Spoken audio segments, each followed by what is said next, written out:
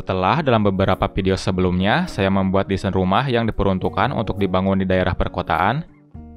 Pada video kali ini, saya akan membagikan desain rumah yang cocok untuk dibangun di daerah pedesaan. Salah satu perbedaan yang cukup signifikan dari desain rumah pedesaan dan perkotaan adalah dalam bentuk denah rumahnya.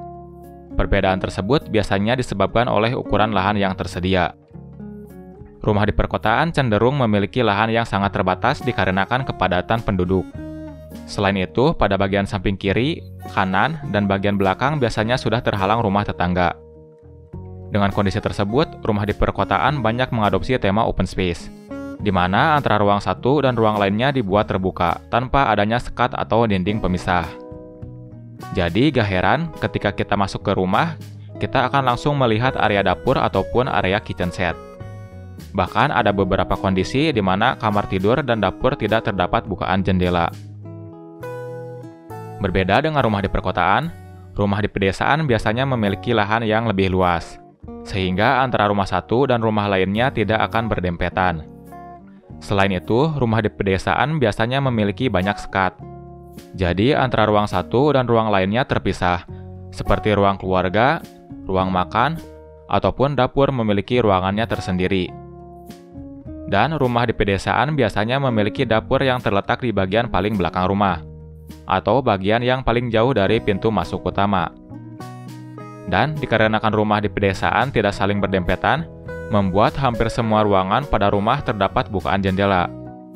Dengan begitu, sirkulasi udara dan juga cahaya pada rumah pedesaan akan sangat bagus. Setelah membahas sedikit perbedaan antara rumah di perkotaan dan rumah di pedesaan, lanjut kita membahas lebih detail mengenai desain rumah ini. Rumah ini berukuran lebar depan 11 meter serta panjang ke belakang 9 meter. Di mana ini adalah rumah satu lantai yang dilengkapi dengan 3 kamar tidur serta 2 kamar mandi. Pada bagian depan rumah terdapat sebuah teras yang berukuran panjang 6,5 meter serta lebar 2 meter. Teras ini terdapat sebuah sofa dan juga kursi sebagai tempat untuk bersantai ataupun tempat untuk menerima tamu sementara. Pada bagian teras ini dipasangkan partisi dari kayu yang disusun secara vertikal. Partisi ini diterapkan agar meredam sinar matahari yang berlebih. Pada teras ini juga terdapat rak atau kabinet untuk penyimpanan alas kaki, baik itu sepatu ataupun sendal. Begitu masuk rumah, kita akan langsung berada di ruang keluarga. Ruang keluarga ini berukuran panjang 4,5 meter, lebar 3,5 meter, serta tinggi ruangan 3 meter. Ruang keluarga ini akan mendapatkan sirkulasi udara dan cahaya yang cukup berkat adanya 2 arah bukaan jendela, yaitu dari arah depan dan juga samping rumah. Masing-masing ukuran bukaan jendela ini yaitu panjang 160 cm serta tinggi 120 cm. Untuk perlengkapan furniturnya, pada ruang keluarga ini terdapat sofa bentuk L, coffee table, meja TV, serta 2 unit rak display. Beralih dari ruang keluarga, lanjut kita ke ruang makan. Ruang makan ini berukuran panjang 3,5 meter, lebar 3 meter, serta tinggi ruangan 3 meter. Dengan ukuran yang cukup luas, membuat ruang makan ini bisa ditempatkan meja makan dengan kapasitas 6 orang, di mana ukuran meja makannya yaitu panjang 180 cm, lebar 80 cm, serta tinggi meja makan 75 cm. Untuk sirkulasi udara dan juga cahaya, pada ruang makan ini terdapat 2 buah bukaan jendela yang masing-masing berukuran panjang 60 cm serta tinggi 120 cm. Dari ruang makan, lanjut kita ke kamar tidur utama. Kamar tidur utama ini berukuran panjang 4,5 meter, lebar 3,5 meter, serta tinggi ruangan 3 meter. Ukuran tersebut sudah termasuk dengan area kamar mandi. Untuk perlengkapan furniturnya, kamar ini dilengkapi dengan lemari pakaian yang berukuran besar, meja TV sekaligus meja rias, 2 unit bedside table, dan tempat tidur queen size, yaitu tempat tidur yang berukuran panjang 200 cm serta lebar 160 cm. Untuk sirkulasi udara dan juga cahaya, kamar ini dilengkapi dengan bukaan jendela pada bagian belakang yang berukuran panjang 160 cm serta tinggi 120 cm. dan jendela pada bagian samping yang berukuran panjang 60 cm serta tinggi 120 cm. Untuk ukuran kamar mandinya yaitu berukuran panjang 2 meter serta lebar 1,5 meter. Di mana kamar mandi ini dilengkapi dengan wastafel, kloset duduk, serta shower. Untuk sirkulasi udara dan juga cahaya, pada kamar mandi ini terdapat bukaan jendela yang berukuran panjang 60 cm serta tinggi 40 cm. Dari kamar tidur utama, lanjut kita ke kamar tidur kedua. Kamar ini berukuran panjang 3,5 meter, lebar 2,5 meter, serta tinggi ruangan 3 meter. Dikarenakan ukurannya yang lebih kecil jika dibandingkan dengan kamar tidur utama, jadi kamar tidur ini hanya bisa ditempatkan tempat tidur double size, yaitu tempat tidur yang berukuran panjang 200 cm serta lebar 120 cm.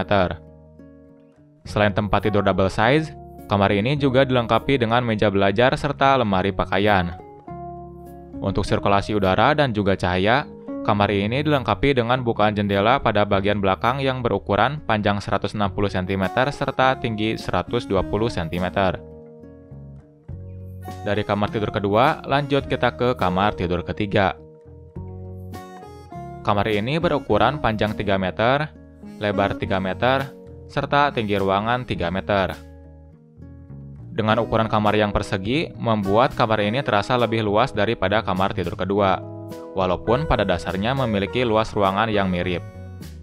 Untuk furniturnya, kamar ini dilengkapi dengan meja belajar, tempat tidur double size, bedside table, dan lemari pakaian. Untuk sirkulasi udara dan juga cahaya, kamar ini dilengkapi dengan bukaan jendela bundar yang berukuran diameter 120 cm. Dari kamar tidur ketiga, lanjut kita ke kamar mandi. Kamar mandi ini berukuran panjang 2 meter serta lebar 1,8 meter. Artinya sedikit lebih luas jika dibandingkan dengan kamar mandi sebelumnya. Namun untuk perlengkapannya kurang lebih sama dengan kamar mandi sebelumnya, di mana kamar mandi ini dilengkapi dengan kloset duduk, shower, serta wastafel. Untuk sirkulasi udara dan juga cahaya, pada kamar mandi ini terdapat bukaan jendela yang berukuran panjang 60 cm serta tinggi 40 cm. Dari kamar mandi, lanjut kita ke ruang sholat.